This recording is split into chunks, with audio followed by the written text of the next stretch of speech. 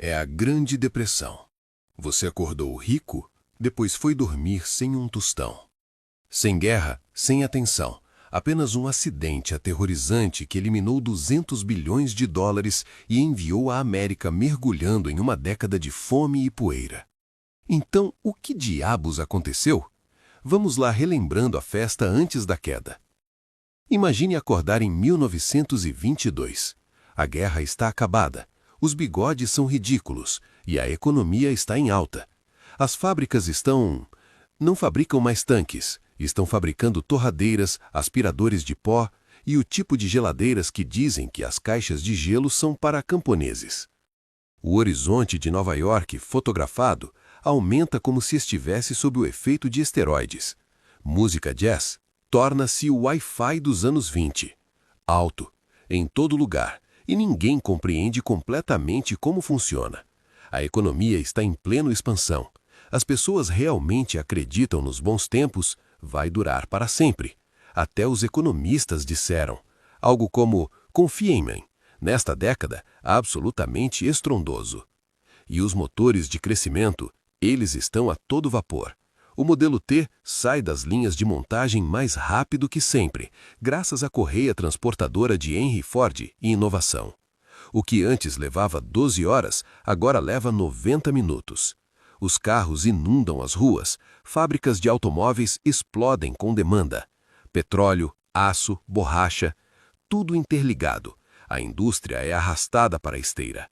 A economia americana não está crescendo, está acelerando. À medida que as cidades crescem, prosperam com eletricidade e luxo, os americanos se apaixonam por aparelhos como rádios.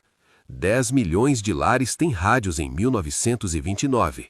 Significa que 10 milhões de lares agora ouvem tanto Al Jolson quanto 30 bandas diferentes em gloriosa distorção AM. Mas enquanto as cidades estão festejando, a América rural luta para até mesmo chegar à pista de dança. Fazendeiros, outrora ricos devido à procura em tempos de guerra, agora enfrentam preços em queda livre. Então, eles pegam empréstimos para modernizar, mas os tratores novos e brilhantes não os salvam, apenas os ajudam a ir à falência um pouco mais rápido.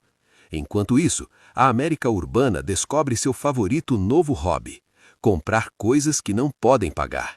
Bem-vindo à era do compre agora, pague mais tarde.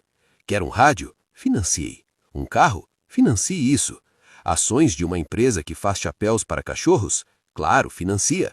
Os bancos, entusiasmados com essa inovação, ofereciam planos de parcelamento para qualquer um com um pulso. É o equivalente financeiro de dizer, claro, eu me caso com você, nós já tivemos 2 encontros. Mas o verdadeiro coração da mania reside em Wall Street. O mercado de ações se transforma na Disneylândia para adultos. Empréstimos com margem permitem que qualquer um compre $100 de ações com apenas $10 de entrada. Os outros $90, quem se importa? É o futuro. As ações só sobem, certo? Até o barbeiro sabia. Confia em mim, garoto. Os serviços públicos estão em alta. Ganhei uma fortuna em meias, ou meias calças. Você continua sendo um barbeiro. Sim, mas espiritualmente eu sou um magnata. Você sabe que as coisas estão ruins quando seu barbeiro, seu açougueiro e seu cachorro todos começam a dar dicas de ações. Engraxadeiros de sapatos lançam investimentos imperdíveis para banqueiros. Um mensageiro diz a um Vanderbilt para abandonar as ferrovias e investir tudo em lápis. Entre 1924 e 1929, o índice Dow Jones quadruplica. Os preços de ações se libertam de gravidade. Fundamentos. Por que olhar para os lucros quando você pode olhar para boas vibrações? Essa linha está subindo, e minha autoestima. As empresas precisam ser criativas. Eles também criaram empresas holdings que detêm absolutamente nada. São apenas camadas de nada e muita especulação em torno das ações. Algumas pessoas tentam soar o alarme. O economista Roger Babson alertou em 1929. Uma queda está por vir. Wall Street responde comprando mais ações e dizendo a Roger ir tocar na grama. A banda de jazz começa a tocar sobre ele. Notas de dólar caem do céu. Ninguém o ouve por causa do som de dinheiro e otimismo. Enquanto isso, por trás do champanhe e do jazz, as rachaduras estão se formando. Dívida rural aumenta. Dívida do consumidor dispara. Economias festejam Eclipse Edge. E ninguém está verificando se as tábuas do solado aguentam. Mas ei, não se preocupe, é 1929. O que poderia dar errado? O dia em que a América caiu, a terça-feira negra e o colapso do mercado. 29 de outubro de 1929. A América acordou rica e foi dormir sem dinheiro.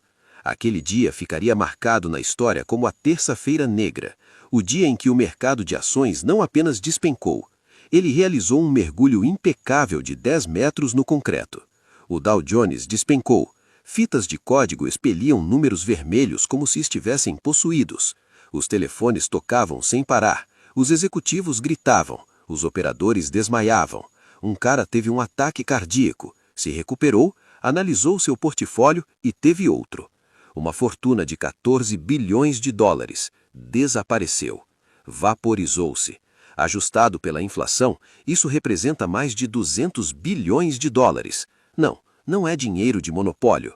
Casas usadas, poupanças, fundos de faculdade, esperanças e sonhos perdidos. Venda tudo, menos o meu colete da Patagônia. É tudo o que me resta. Fora do bolso de valores, multidões se reuniram em surdo-mudo silêncio. Alguns deram as mãos, outros choraram. Outros apenas olharam para o chão tentando compreender como uma economia inteira havia tropeçado em seus próprios cadarços. Os loucos anos 20 não simplesmente acabaram. Eles haviam batido com a cara num muro de tijolos, enquanto carregavam o plano de aposentadoria de todo mundo. E isso era só o começo. O acidente desencadeou uma reação em cadeia. Primeiro vieram as chamadas de margem. No boom, as pessoas estavam comprando ações com dinheiro emprestado. Entreguei 10 dólares e recebi 100 dólares de ações. Ótimo! Até que o mercado despencou e o seu corretor quer os outros 90 dólares imediatamente.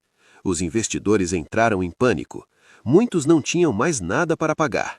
Papel, fortunas desapareceram da noite para o dia. Pessoas que eram ricas na segunda estavam falidas na quinta. Banqueiros que haviam passado o verão bebendo martinis agora estavam em seus escritórios debruçados sobre balanços patrimoniais como se estivessem escritos em grego. E então vieram os bancos. Os bancos! Essas grandes instituições, pilares de confiança, pisos de mármore, mesas de carvalho, viraram telas eram feitas de papel sem valor e otimismo blando. Quando o mercado de ações implodiu, os bancos não conseguiam receber seus empréstimos, então fizeram o óbvio, desmoronaram. E as pessoas fugiram. Não trotavam, não caminhavam, corriam. Corridas de bancos irromperam como fogo em palha seca. Multidões surgiam do lado de fora das agências locais, batendo forte em portas loncariadas, gritando por suas poupanças. Lá dentro, os caixas tentavam acalmá-los. Senhores, por favor, vosso dinheiro está completamente seguro. Bem, não completamente. Famílias inteiras perderam tudo. Títulos do vovô, inúteis.